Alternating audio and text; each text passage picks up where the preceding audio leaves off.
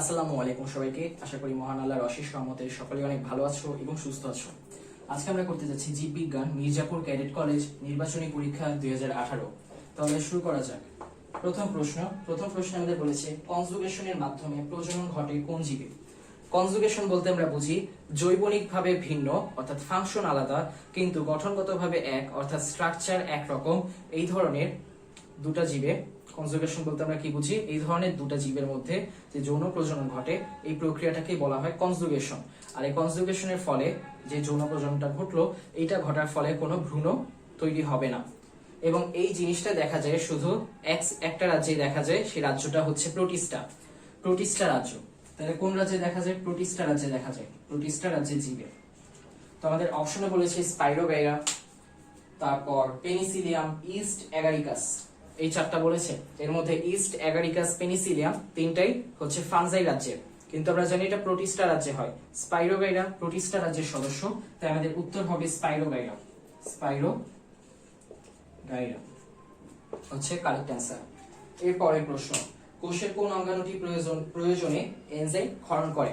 কোষের কোন অঙ্গাণুটি প্রয়োজনে এনজাইম ক্ষরণ করে? কোষের মধ্যে লাইসোজোম অঙ্গাণু যেটা আছে, লাইসোজোম অঙ্গাণুটি যখন কোষের মধ্যে কোনো আমরা দাওয়াত দেইনি, নিমন্ত্রণ জানাইনি, এরকম কোন একটা জীবাণু চলে আসলো কোষের ভেতরে, সেটা কোষের জন্য একটা থ্রেট। বাসার মধ্যে চোর ডাকাত আসছে, সে বাসার জন্য একটা থ্রেট। তখন কি হবে?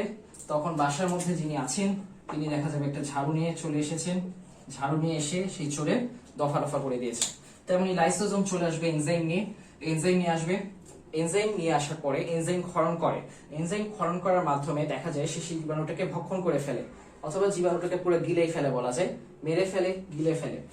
তো জীবাণুটার ধ্বংস করতে বংশ আছে কে? লাইসোজোম। লাইসোজোম কি করছে? জীবাণুর বংশ ধ্বংস করছে। তো জীবাণুর বংশ ধ্বংস করে লাইসোজোম কিভাবে? এনজাইম ক্ষরণের মাধ্যমে। তাহলে আমাদের অপশন হচ্ছে ribosome, lysosome, centrosome, Golgi body, কিন্তু উত্তর হবে হচ্ছে লাইসোজোম। লাইসোজোমকে আবার বলা হয় এনজাইমের থলি, ব্যাগ অফ এনজাইম। কাকে? লাইসোজোমকে বলা হয়। লাইসোজোম আসলে কি করে? এই যে এনজাইমের যে থলিটা আছে, এই থলিটা লাইসোজোমের বাইরে একটা পর্দা দিয়ে আবৃত থাকে। এখন যদি কোষের মধ্যে অক্সিজেনের ঘাটতি হয় তখন দেখা যাবে এই পর্দাটা কি হবে? নষ্ট হয়ে যাবে। পর্দাটা নষ্ট হয়ে গেলে এই লাইসোজোমের ভেতরকার যে এনজাইম গুলো আছে সেগুলো বের হয়ে আসবে এবং যেভাবে এনজাইম ক্ষরণের মাধ্যমে জীবাণুগুলো ভক্ষণ করেছিল লাইসোজোম, জীবাণুগুলোকে মেরে ফেলেছিল, সেভাবে এনজাইমগুলো ছাড়া পেয়ে কি করবে? এনজাইমগুলো ছাড়া পাওয়ার পরে মাইটোকন্ড্রিয়া, প্লাস্টিড এবং কোষের অন্যান্য অঙ্গাণুগুলোকেও একইভাবে ধ্বংস করতে থাকবে। মাইটোকন্ড্রিয়ার বংশ ধ্বংস করবে, প্লাস্টিডের বংশ ধ্বংস করবে। তো এভাবে করে দেখা যাবে যে পুরা কোষের মধ্যে সবার 14 গোষ্ঠী ধ্বংস করে দিয়েছে এবং তারপর এক সময় পুরা কোষটাই কি মারা যাবে। এই জন্য আমাদের খেয়াল রাখতে হবে আমাদের কোনো কোষে যাতে অক্সিজেনের ঘাটতি না হয়। এরপরে 3 নম্বরে, নিচে কোন উদ্ভিদে প্যারেনকাইমা পাওয়া যায়? নিচে কোন উদ্ভিদে প্যারেনকাইমা পাওয়া যায়? প্যারেনকাইমা অপশন আছে শাপলা, ফণিমনসা, ঘৃতকুমারী, করলা। করলা, হ্যাঁ। তো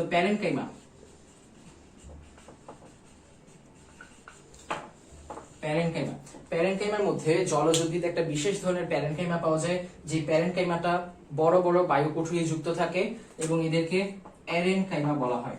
অ্যারেনকাইমা বলে।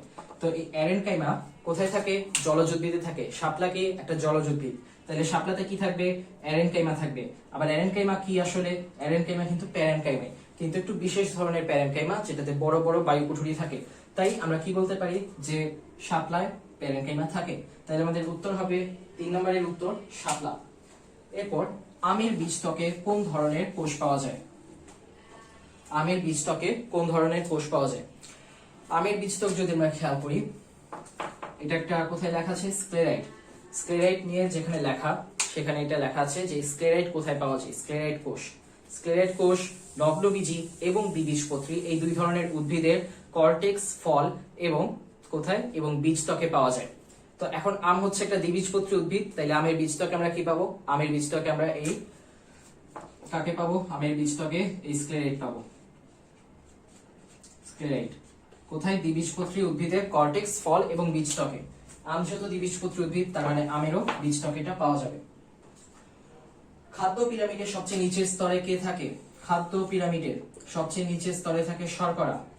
সবচেয়ে নিচের স্তরে কে থাকে, যাকে আমাদের দৈনন্দিন জীবনে সবচেয়ে বেশি পরিমাণে খেতে হয়।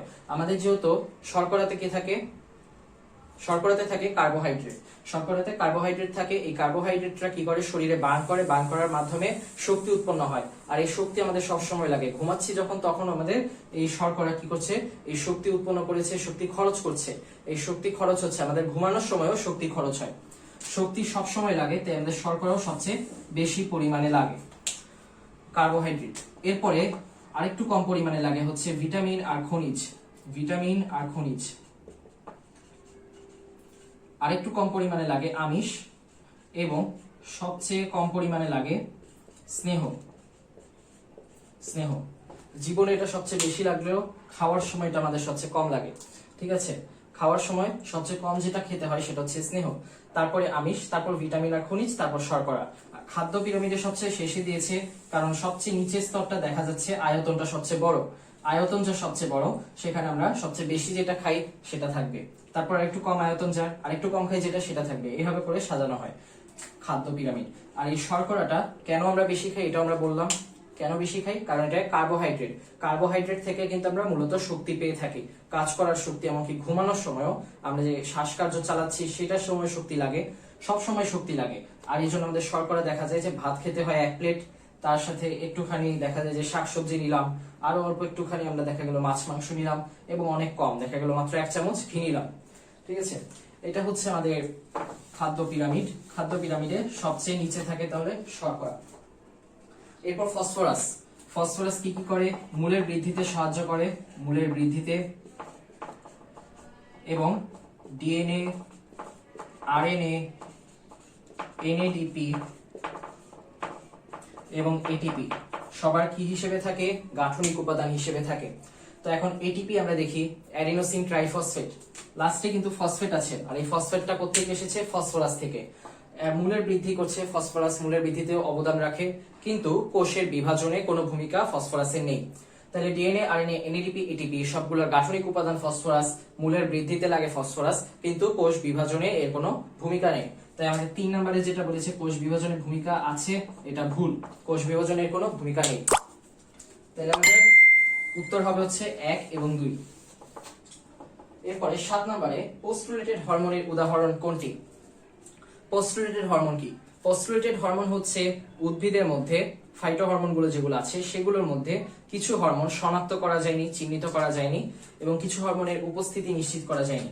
এই হরমোনগুলা আসলে আমরা কি করতে পারি না, দেখতে পারি না, মানে হরমোনগুলো যে আছে এটা আমরা বুঝতে পারি না, কিন্তু ফিল করা যায়। উদ্ভিদের মধ্যে হরমোনের যে একটা অবদান আছে এই জিনিসটা আমরা বুঝতে পারি। এই ধরনের হরমোনগুলোকে বলা যায়, এই ধরনের হরমোনগুলোকে বলে পোস্টুলেটেড হরমোন, যে হরমোন এখনো শনাক্ত করা হয়নি। এই পোস্টুলেটেড হরমোনের কাজ হচ্ছে মূলত উদ্ভিদের ফুল এবং জনন সংশ্লিষ্ট অঙ্গ যেগুলো আছে সেই অঙ্গগুলোর কি করে, সেই অঙ্গগুলোর বিকাশ করে। বিকাশ মানে হচ্ছে গ্রোথ, সেই অঙ্গগুলোর গ্রোথে অবদান রাখে। কোন অঙ্গগুলো? ফুল এবং জনন সংশ্লিষ্ট অঙ্গ যেগুলো আছে। এক ধরনের পোস্টুলেটেড হরমোন আছে একটা, যেটার নাম হচ্ছে ভার্নালিন, এটা ভার্নালিন। আরেকটা আছে যেটার নাম হচ্ছে ফ্লোরিজেন। এই ফ্লোরিজেন যেটা আছে, এই ফ্লোরিজেন হরমোনটা কি করে, পোস্টুলেটেড হরমোনটা উদ্ভিদের পত্রবৃন্ত থেকে, পত্রবৃন্তে যে পত্রমুকুল থাকে সেই পত্রমুকুলটাকে পুষ্পমুকুলে রূপান্তরিত করায় সাহায্য করে বলে বিজ্ঞানীরা ধারণা করেন। এই সাহায্য করার পরে এই পুষ্পমুকুলটা কি হচ্ছে, পুষ্প হচ্ছে ফুল, আর ফুল হচ্ছে উদ্ভিদের প্রধান জনন অঙ্গ। যদি এই ফুল না থাকতো তাহলে একটা উদ্ভিদ থেকে কিন্তু আমরা কি পেতাম না, ফল পেতাম না। ফল না পেলে কি পেতাম না, বীজ পেতাম না। আর বীজ যদি না থাকতো তাহলে দেখা যেত বেশিরভাগ ক্ষেত্রেই পরাগায়ন হচ্ছে না। পরাগায়ন না হলে কি এত উদ্ভিদ থাকতো পৃথিবীতে? উদ্ভিদ থাকতো না, মানুষ থাকতো না, জীব থাকতো না, কিছুই থাকতো না। তাহলে দেখা যাচ্ছে ফ্লোরিজেনের অস্তিত্ব যদি আসলে আমরা প্রমাণ করতে পারি, এটা কিন্তু অত্যন্ত দরকারি, অনেক গুরুত্বপূর্ণ একটা হরমোন। তাহলে পোস্টুলেটেড হরমোনের উদাহরণ এখানে কোনটি আছে? ভার্নালিন আছে, তাই আমরা ভার্নালিন দিব। উত্তর হবে তাহলে ভার্নালিন। এরপরে একটা সূর্যের ছবি আছে এখানে, এবং এখানে আছে একটা গাছ, এবং আমাদেরকে দেখিয়েছে সূর্যরশ্মি এখানে এভাবে আসছে, এভাবে আসছে, এভাবে আসছে। এটা কোন প্রক্রিয়া? এটা সালোক সংশ্লেষণ। সহজ উত্তর হচ্ছে এটা সালোক সংশ্লেষণ। কিন্তু আমাদের প্রশ্ন এটা না, আমাদের প্রশ্ন হচ্ছে সালোক সংশ্লেষণ প্রক্রিয়াটি পাতার বা উদ্ভিদের কোথায় ঘটে? উদ্ভিদের মধ্যে যে পাতা আছে, পাতাটাকে বলা হয় উদ্ভিদের রান্নাঘর। কারণ পাতায় সালোক সংশ্লেষণের পরে যে কাজকর্মগুলো ঘটে, যে কাজগুলো হয়, সেই কাজগুলো হয় কোথায়? উদ্ভিদের রান্নাঘরে। কি হয়? রান্না হয়। পাতার যে আলোটা এখানে আসলো, আলোটা দেখা যায় এর পাতার মধ্যে যে ক্লোরোপ্লাস্ট আছে, ক্লোরোপ্লাস্টের গ্রানার মধ্যে আবদ্ধ হলো। তারপরে স্ট্রমা থেকে আগত উৎসেচক এবং বাতাস থেকে পাওয়া কার্বন ডাই অক্সাইড, তারপরে যে পানি, মূলরং দিয়ে শোষিত পানি, সবকিছুকে ব্যবহার করে সে কি করছে? সবকিছুকে ব্যবহার করে সে রান্না করছে। 6CO2 বায়ু থেকে গৃহীত কার্বন ডাই অক্সাইড এর সাথে 12H2O মূলরং দিয়ে শোষিত পানি, এবং এরপরে আলো এবং ক্লোরোপ্লাস্টের যে ক্লোরোফিল থাকে, সেই ক্লোরোফিল এগুলো ব্যবহার করে দেখা যাচ্ছে কি উৎপন্ন হচ্ছে? Glucose, C6H12O6 plus 6H2O plus 6O2। ওকে, তাহলে এটা হচ্ছে সালোক সংশ্লেষণ প্রক্রিয়া, এবং এই প্রক্রিয়াটা আমরা এখানে বিক্রিয়া হিসেবে দেখিয়ে দিলাম। কিন্তু আমাদের প্রধানত কোথায় ঘটে? পাতায় ঘটে। পাতায় কি আছে? ক্লোরোফিল আছে, ক্লোরোপ্লাস্টে ক্লোরোফিল আছে। এই ক্লোরোপ্লাস্টের গ্রানা অংশে এই সূর্যালোক আবদ্ধ হয়, আবদ্ধ হয়ে রাসায়নিক শক্তি হিসেবে আবদ্ধ হয়। এই রাসায়নিক শক্তিটা পরে কি হয়? এই রাসায়নিক শক্তিটা পরে স্ট্রোমাল যে এনজাইম গুলো আছে, এই স্ট্রোমাতে উৎসেচক আছে, স্ট্রোমাতে অবস্থিত উৎসেচক গুলোকে ব্যবহার করে কি করে? এই বিক্রিয়াটা সম্পাদন করে। এবং তার সাথে আরো কি কি ব্যবহার করে? কার্বন ডাই অক্সাইড ব্যবহার করছে, পানি ব্যবহার করছে। এগুলো ব্যবহার করার ফলে কি উৎপন্ন হয়? এগুলো ব্যবহার করার পরে উৎপন্ন হয় হচ্ছে এই জিনিসটা সবচেয়ে দরকারি আমাদের জন্য, এই জিনিসটা উৎপন্ন হয়। কিন্তু এটার সাথে আরো যেটাকে ফেলনা হিসেবে ফেলে দেওয়ার মতো নয়, অক্সিজেন উৎপন্ন হয়, ছড়ানো অক্সিজেন। এটার জন্য কিন্তু আমরা এখন নিঃশ্বাস নিচ্ছি। ওকে, তাহলে এটা সালোক সংশ্লেষণ প্রক্রিয়া। এবং পাতার কোথায় হয়? এই জিনিসটাই তো বললাম না। পাতার মেসোফিল কোষে হয়, মেসোফিল কোষে। মেসোফিল, ট্রাই টু ফিল কোথায় হয়? মেসোফিলে হয়। ওকে, এরপরের প্রশ্ন,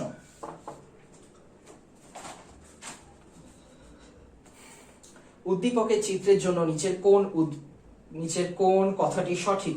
সৌরশক্তি তাপশক্তিতে রূপান্তরিত হয়, এটিপি থেকে এডিপি তৈরি হয়, পানির অণু হ্রাস পায়, পানি ভেঙে অক্সিজেন ও প্রোটন তৈরি হয়। ওকে, এটা সালোক সংশ্লেষণ প্রক্রিয়া। আমাদের একটা বিক্রিয়া দেখলেই হবে। বিক্রিয়াতে পানি এখানে কয় অণু? 12 অণু। আর বিক্রিয়ক থেকে উৎপাদে যাওয়ার পরে পানি কয় অণু? এখানে 6 অণু। এখানে 12, এখানে 6। তাইলে অক্সিজেন না, পানির পরিমাণটা কি হয়েছে? পানি হ্রাস পেয়েছে, পানির অণু হ্রাস পেয়েছে। এখানে 12 অণু, এখানে 6 অণু। যত কমেছে তার মানে কি? হ্রাস পেয়েছে, পানির অণু হ্রাস পেয়েছে। তাইলে আমাদের সঠিক উত্তর হচ্ছে পানির অণু হ্রাস পায়, এটা সঠিক উত্তর। তাইলে আমাদের 9 নাম্বারও শেষ। এবার 10-এ। ওকে, 10 নম্বরে দেখা যাচ্ছে যে নিচের কোন উদ্ভিদটিতে সালোক সংশ্লেষণের হার সবচেয়ে বেশি? আমরা যে বিক্রিয়াটা লিখলাম আরেকবার লিখি একটু কষ্ট করে। 6CO2 প্লাস 12H2O, অ্যারো, আলো, ক্লোরোফিল,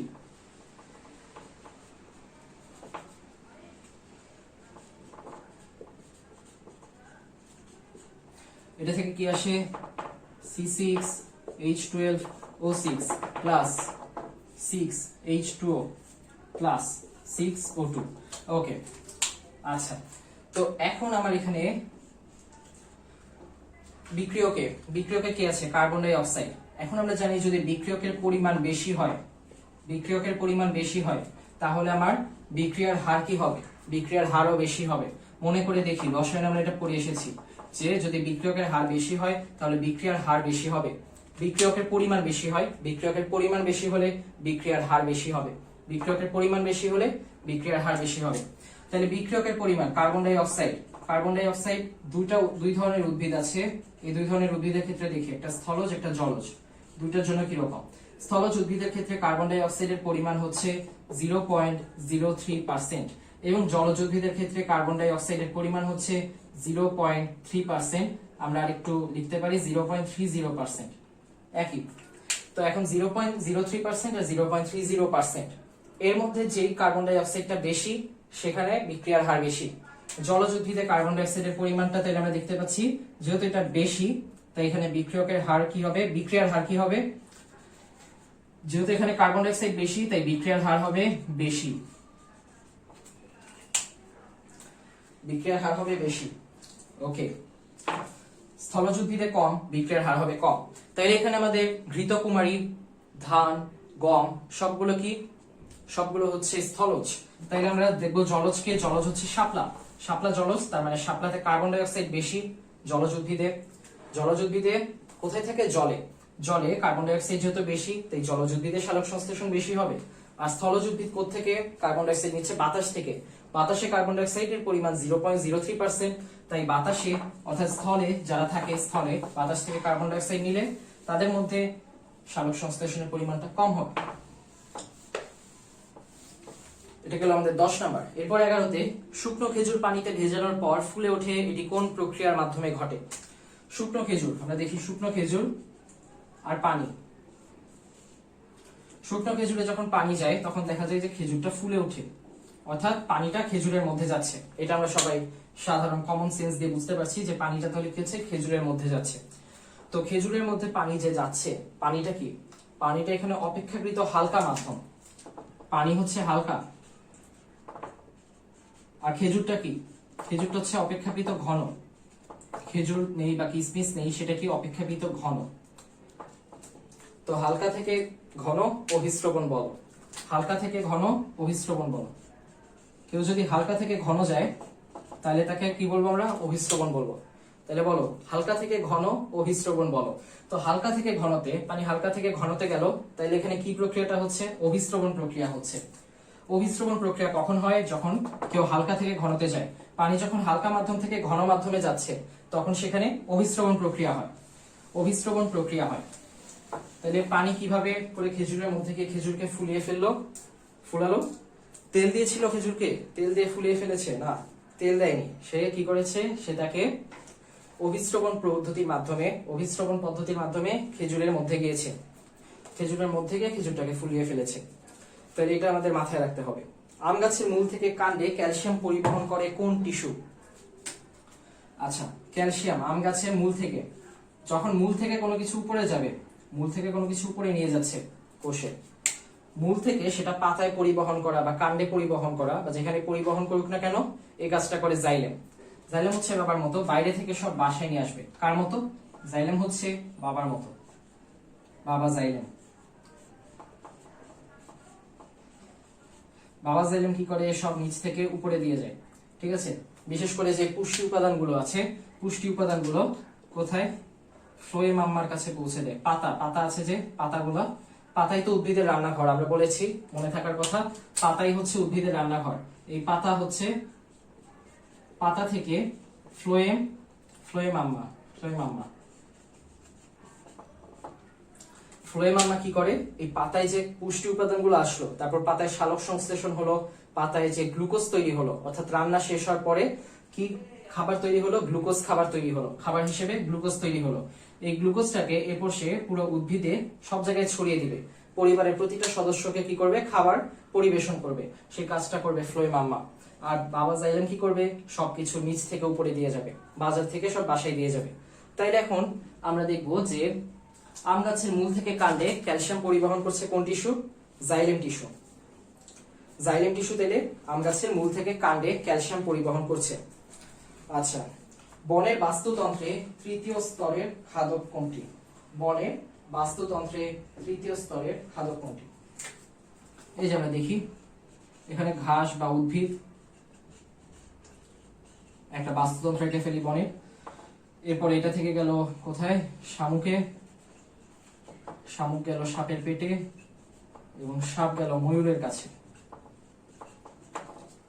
এরকম বাস্তুতন্ত্র কিন্তু আমাদের বইয়ে আছে, বইয়ের মধ্যে দেখা যাবে, একটা কত নম্বর পেজে যেন আছে, অধ্যায় 13তে। অধ্যায় 13তে এই ধরনের একটা বাস্তুতন্ত্র দেখা যায়। এখানে এটা হচ্ছে উৎপাদক, প্রডিউসার, উৎপাদক, যে উৎপাদন করলো, ভালো মানুষ, কারো সাথে পাচ্ছে নাই, কিন্তু এটা আবার কি, এটা কেমন জানো, এটা এসে এই যে উৎপাদন করলো, যে তাকে খাবার দিল, তাকে খেয়ে ফেললো। ওই তো খাবারটাই তো ঘাস বা উদ্ভিদের মধ্যে আছে। উদ্ভিদের মধ্যে যে গ্লুকোজ আছে এটা আমরা উদ্ভিদ খেয়েই পাই। তো এখন শামুকটা কি করলো, উদ্ভিদটাকে খেয়ে ফেললো। এখন এই শামুকটাকে আবার খেয়ে ফেললো সাপ। তাহলে শামুকটা কত? 1 নাম্বার খাদ্য। প্রথমে যে খেয়েছে সে 1 নাম্বার, আবার 1 নাম্বারটাকে যে খেলো সে হচ্ছে 2 নাম্বার। তাহলে এই সাপটা কি? সাপটা হচ্ছে দ্বিতীয় শ্রেণীর খাদক। এবং তৃতীয় শ্রেণীর খাদক, তৃতীয় শ্রেণীর খাদক, বস লেভেলের খাদক হচ্ছে ময়ূর। তৃতীয় শ্রেণীর খাদক, ওকে আর কেউ খায় নাই। ময়ূর খেয়ে কি হচ্ছে? শান্তিতে আছে, এখন শান্তিতে আছে, টুথপিক দিয়ে দাঁত খোঁচাচ্ছে কিংবা নাক ডেকে ঘুমাচ্ছে, খাওয়া দাওয়া শেষ। তাহলে তৃতীয় শ্রেণীর খাদক হচ্ছে ময়ূর। ওকে, তাহলে এটা গেল। এরপরে আসি, মিথজীবিতা দেখা যায় কোথায়?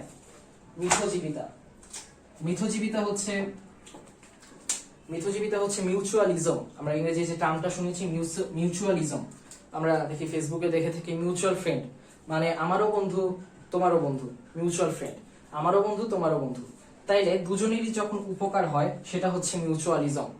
যে খাদ্য, যে সম্পর্কে দুই ধরনের জীবের মধ্যে যে সম্পর্কে দুইজনই উপকৃত হয় সেটা হচ্ছে মিউচুয়ালিজম।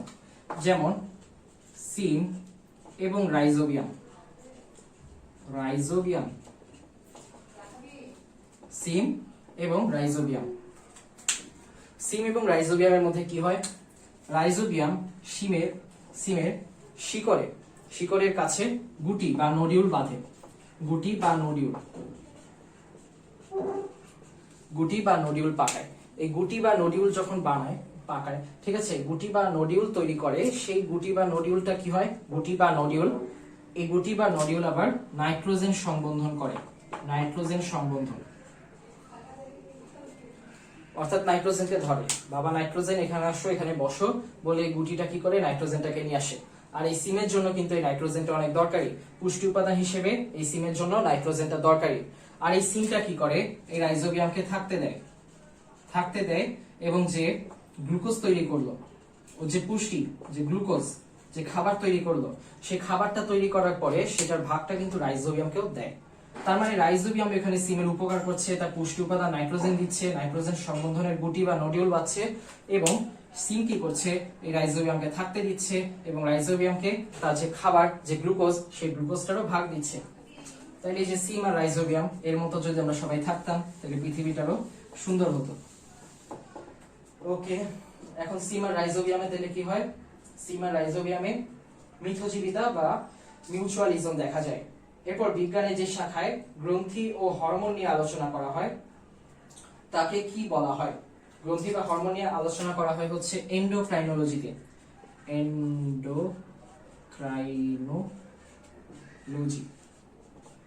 এন্ডোক্রাইনোলজি। তো এর মধ্যে এন্ডো অর্থ কি? এন্ডোডার্ম, এন্ডোডার্ম আমরা শুনেছি। এন্ডো অর্থ হচ্ছে ভেতরে, এন্ডো অর্থ হচ্ছে ভেতরে, মানে ইনসাইড। ওকে, তাহলে আমরা কি বলেছিল? যে বিজ্ঞানের যে শাখা গ্রন্থি ও হরমোন নিয়ে আলোচনা করে, ইনসাইড।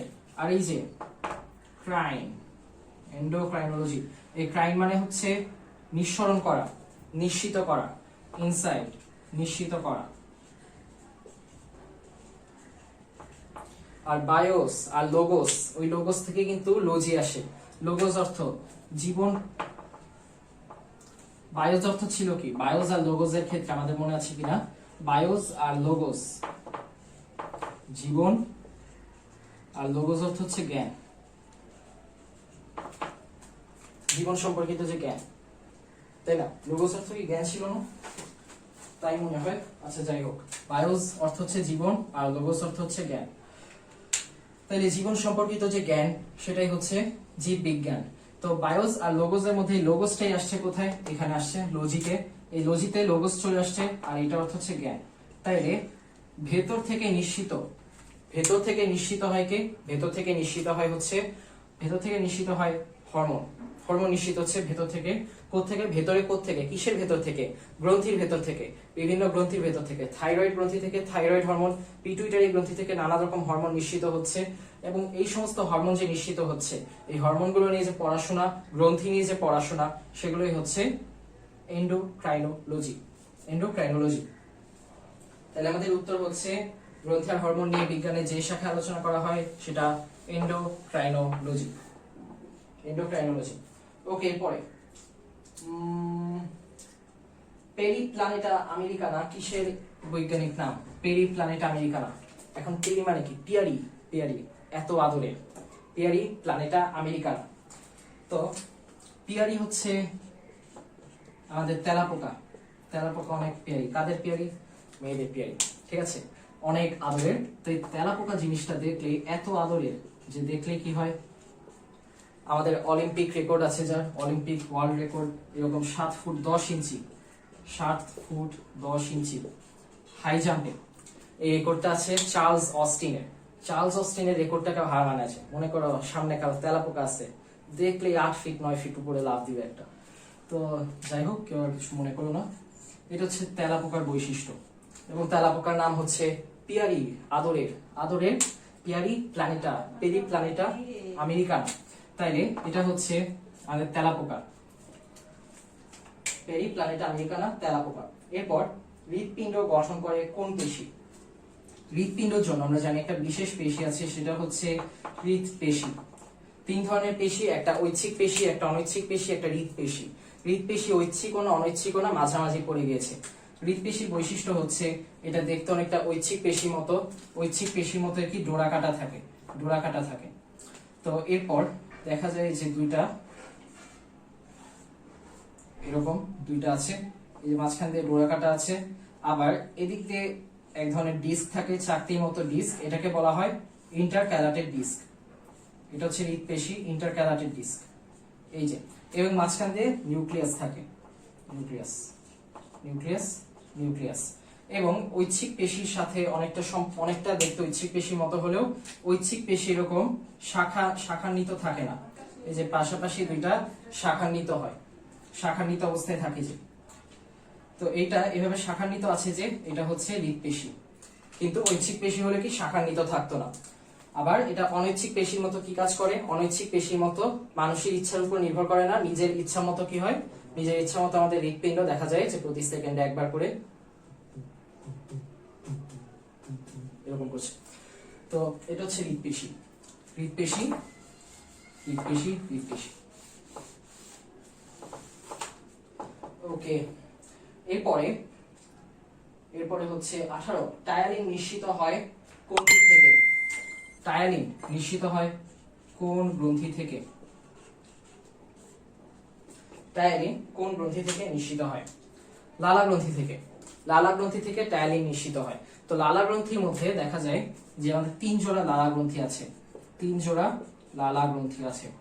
3 জোড়ার মধ্যে এক জোড়া থাকে আমাদের কানের সামনের নিচে, কানের সামনের নিচের অংশে, কানের সামনে নিচে,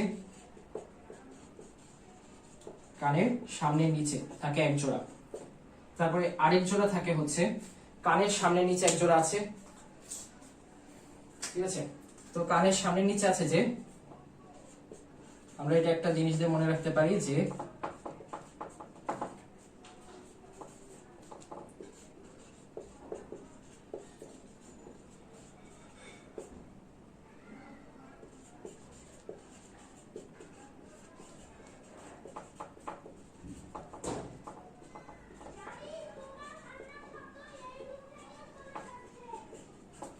ওকে, আজমাইন কানের নিচে খেলো হিট, তাতেই ফুলে গেল ওর প্যারোটিড। তাইলে কানের সামনের নিচে যেটা থাকে এটাকে কি বলা হয়? প্যারোটিড গ্রন্থি। আর হিট খেলো কে? আজমাইন কানের নিচে খেলো হিট, তাতেই ফুলে গেল ওর প্যারোটিড। তো সামনের কানের নিচে কে থাকে? সামনের কানের নিচে থাকে হচ্ছে এই যে কানের যে কানের যে লালা গ্রন্থিটা আছে, সেই লালা গ্রন্থি। সেই লালা গ্রন্থির নাম কি? প্যারোটিড গ্রন্থি, প্যারোটিড গ্রন্থি। এরপরে এক জোড়া আবার কই থাকে?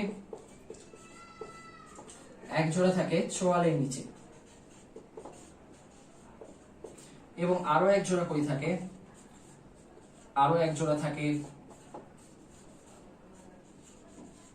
চিবুকের নিচে। ওকে, তাইলে আমাদের চোয়ালের নিচে যেটা থাকে, চিবুকের নিচে যেটা থাকে, দেখি চিবুকের নিচে, চিবুকের নিচে তাল, চিবুকের নিচে তাল, তাল কেমনে আসো? সাবলিঙ্গুয়াল। তাহলে চিবুকের নিচে যে এক জোড়া থাকে সে এক জোড়াকে বলা হয় সাবলিঙ্গুয়াল গ্রন্থি, সাবলিঙ্গুয়াল। চিবুকের নিচে তাল, সাবলিঙ্গুয়াল। আর কানের সামনে নিচে যেটা থাকে সেটা আজমাইন কানের নিচে খেলো হিট, তাতেই ফুলে গেল ওর প্যারোটিড। ওকে, এরপরে চোয়ালের নিচে যেটা থাকে সেটা নিয়ে দেখি। চিবুকের নিচে তাল, শক, সাবলিঙ্গুয়াল। চোয়ালের জন্য কি?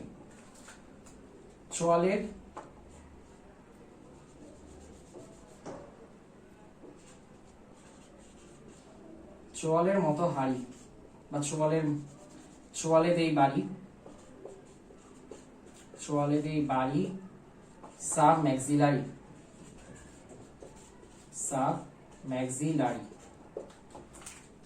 চোয়ালে দেই বাড়ি, সাব ম্যাক্সিলারি। চিবুকের নিচে তাল, সাবলিঙ্গুয়াল। আর আজমাইন কানের নিচে খেলো হিট, তাতেই ফুলে গেল ওর প্যারোটিড। তাইলে এই তিনটার নাম কিন্তু আমরা শিখে গেলাম। প্রথমটা হচ্ছে আজমাইন কানের নিচে খেলো হিট, তাতেই ফুলে গেল ওর প্যারোটিড। কানের সামনে নিচে যেটা আছে যে একজোড়া, সেই একজোড়ার নাম হচ্ছে প্যারোটিড গ্রন্থি। এরপর একজোড়া চোয়ালের নিচে থাকে, সে একজোড়া চোয়ালের নিচে বাড়ি, সাব ম্যাক্সিলারি। তাহলে ওটার নাম হচ্ছে সাব ম্যাক্সিলারি, চোয়ালের নিচে যেটা। আর চিবুকের নিচে তাল, সাবলিঙ্গুয়াল। চিবুকের নিচে যেটা সেটা সাবলিঙ্গুয়াল। তবে আমাদের উত্তর যেটা সেটা হচ্ছে টায়ালিন থাকে। কোথায় টায়ালিন থাকে?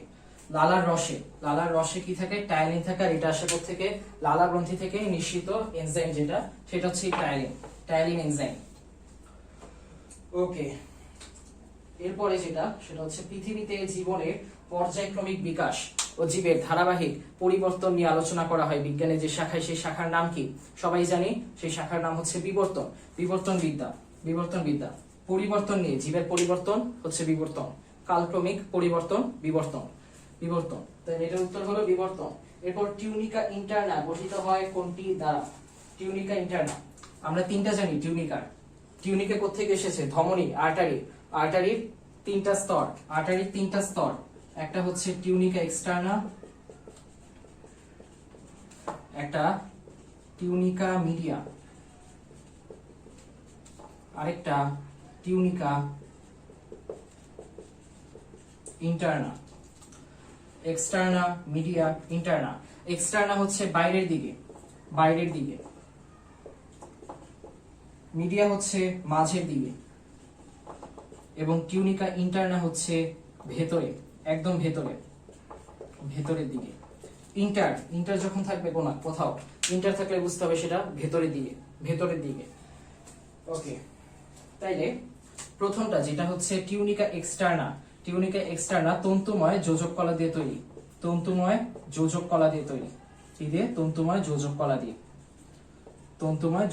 দিয়ে তৈরি। ওকে, এটা হচ্ছে ধমনী যেটা আছে, ধমনীর সবচেয়ে বাইরের পার্ট যেটা। তারপর ধমনীর মাঝখানে, তারপর ধমনীর একদম ভেতরের পার্ট। মাঝখানের পার্টটা হচ্ছে টিউনিকা মিডিয়া। এটা এক ধরনের অনৈচ্ছিক পেশি দিয়ে তৈরি। আর এই অনৈচ্ছিক পেশিটা হচ্ছে বৃত্তাকার অনৈচ্ছিক পেশি দিয়ে তৈরি। ওকে, তাহলে টিউনিকা এক্সটার্না হচ্ছে বাইরের দিকে, তন্তুময় যোজক কলা দিয়ে তৈরি। টিউনিকা মিডিয়া মাঝের দিকে, বৃত্তাকার অনৈচ্ছিক পেশি দিয়ে তৈরি। এবং টিউনিকা ইন্টারনা হচ্ছে সবচেয়ে ভেতরে।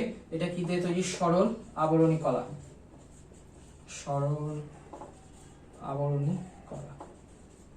ওকে, সরল আবরণী কলা দিয়ে তৈরি। তো এই সরল আবরণী কলা আমাদের অপশনে কিন্তু সরল আবরণী কলা বলেনি, অন্ত আবরণী কলা বলেছি। অন্ত হচ্ছে কি? ইন্টার বললে আমরা কি বুঝবো? অন্ত। আর ভেতরের দিকে যে আবরণী কলাটা, ভেতরের দিকে টিউনিকা ইন্টারনা, অর্থাৎ ধমনীর ভেতরের স্তরে যে আবরণী কলা, সেটাকে আমরা বলবো অন্ত আবরণী কলা। ভেতরের দিকে যেহেতু, তাই নামের আগে অন্ত জুড়ে দিয়েছে, আর কিছু না, অন্ত আবরণী কলা। তাহলে আমরা তিনটার ক্ষেত্রে দেখলাম ধমনীর তিনটা স্তর, tunica externa, tunica media, tunica ইন্টারনা।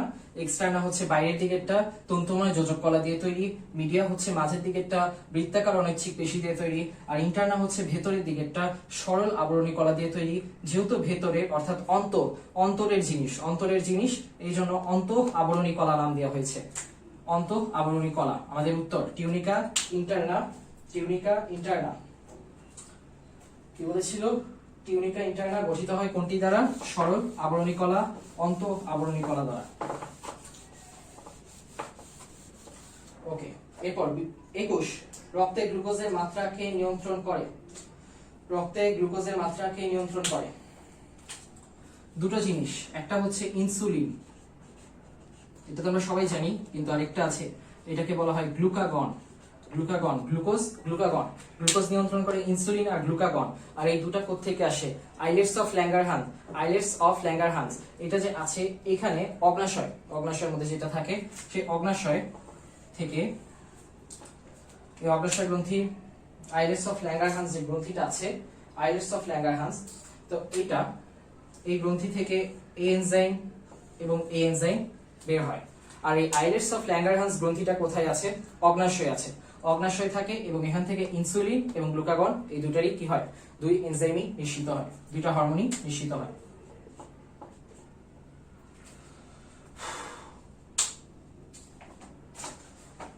এই দুইটা নিঃসরণ করার মাধ্যমে গ্লুকোজের মাত্রা নিয়ন্ত্রণ করে।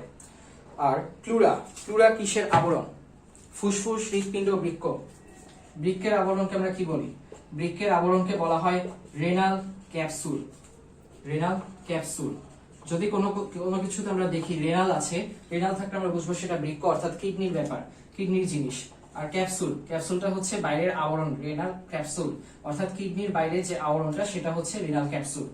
ওকে, এরপরে হচ্ছে হৃৎপিণ্ড। হৃৎপিণ্ড সবাই জানি আমরা পেরিকার্ডিয়াম। পেরিকার্ডিয়াম, হৃৎপিণ্ড মানেই পেরিকার্ডিয়াম। পেরিকার্ডিয়াম। হৃৎপিণ্ডের পরে সবার শেষে আছে ফুসফুস।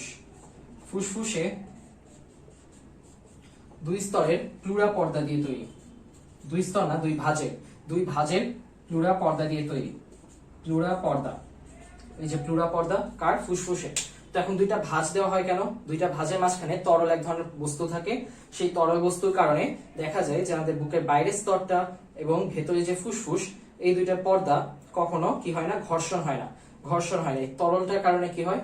ঘর্ষণ হয় না, ঘর্ষণ থেকে রক্ষা পায়। বুকের বহিঃপর্দা, বক্ষের বহিঃপর্দা এবং মানে বক্ষের ভেতরের দিকে যেটা আছে, বক্ষের ভেতরের দিকে যে পর্দাটা, বক্ষের ভেতরের অংশটা এবং ফুসফুসের যে পর্দা, ফুসফুসের পর্দা, প্লুরা পর্দা, এই দুইটার যাতে কখনো ঘর্ষণ না হয় এই জিনিসটা নিশ্চিত করে কি? এই প্লুরা পর্দার দুইটা ভাঁজ যে আছে, দুইটা ভাঁজ, এই দুইটা ভাঁজের মাঝখানে পদার্থ, মাঝখানে তরল, দুইটা ভাঁজের মাঝের তরল, ভাঁজের মাঝের তরল, এর কারণে ঘর্ষণটা হয় না। তাহলে দেখা যায় যে কত চিন্তা করে এক একটা মানুষের, এক একটা জীবের যে ডিজাইনটা এটা করা হয়েছে, অসাধারণ একটা ব্যাপার। ওকে, এবং এরপরে পরিপাক তন্ত্রের অংশ নয় কোনটি? পাকস্থলী, অন্ত, লালা গ্রন্থি সব পরিপাক তন্ত্রের অংশ, কিন্তু শ্বাসনালী পরিপাক তন্ত্র না, শ্বসন তন্ত্রের অংশ। তাহলে উত্তর শ্বাসনালী। মস্তিষ্কের সবচেয়ে বড় অংশ কি?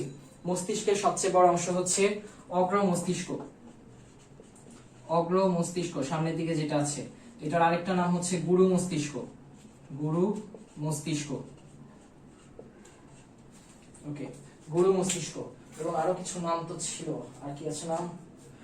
অগ্র মস্তিষ্ক, গুরু মস্তিষ্ক। তারপর অপশনে আমাদের যেটা দিয়েছে সেটা হচ্ছে সেরিব্রাম।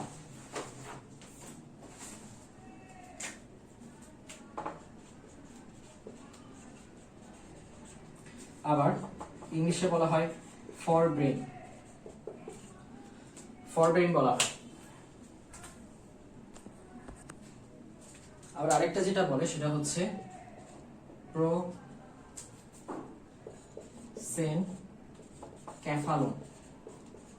তাহলে একটা জিনিস, একই জিনিসের এই পাঁচটা নাম। প্রোসেনক্যাফালন এটা সবচেয়ে ইম্পর্টেন্ট, কারণ এটা হচ্ছে ইংলিশ টার্ম। ইংলিশ টার্মটা অনেক বেশি লাগে, দেখা গেল কোথাও অপশনের মধ্যে চারটা দিল না, এই ইংলিশ টার্মটা দিয়ে দিল। ওকে, তাহলে অগ্র মস্তিষ্ক, গুরু মস্তিষ্ক, সেরিব্রাম, ফরব্রেন, প্রোসেনক্যাফালন। তাহলে এর মধ্যে যে সেরিব্রাম আছে এটা আমাদের অপশনে দিয়েছে, তাই অপশনের উত্তরটা হবে সেরিব্রাম। ওকে, এরপরে সবশেষে স্কোয়ামাস আবরণী টিস্যু কোথায় পাওয়া যায়? স্কোয়ামাস, স্কোয়ামাস হচ্ছে লাস্টে আছে মাছ। মাছের মতো, মাছ কি? মাছ হচ্ছে আঁশ, মাছের আঁশের মতো। মাছের আঁশ কিরকম হয়? চ্যাপ্টা। মাছের আঁশের মতো চ্যাপ্টা, এবং এদের নিউক্লিয়াসটা কিরকম হয়? অপেক্ষাকৃত বড় হয়ে থাকে। আর এটা কোথায় পাওয়া যায়? এটা বৃক্কের বোমেন্স ক্যাপসুলে পাওয়া যায়, বৃক্কের বোমেন্স ক্যাপসুলে। আর এটা শ্বসন ছাড়াও এটা কিসের কাজ করে? বৃক্কের যে রেচন ছাড়া, এই রেচনের কাজটা করে, এবং বৃক্কের রেচন ছাড়া রেচনের জন্য কি করে? রেচনের জন্য ছাঁকনের কাজ করে। বৃক্কের বোমান্স ক্যাপসুলটা, বৃক্কের বোমান্স ক্যাপসুল,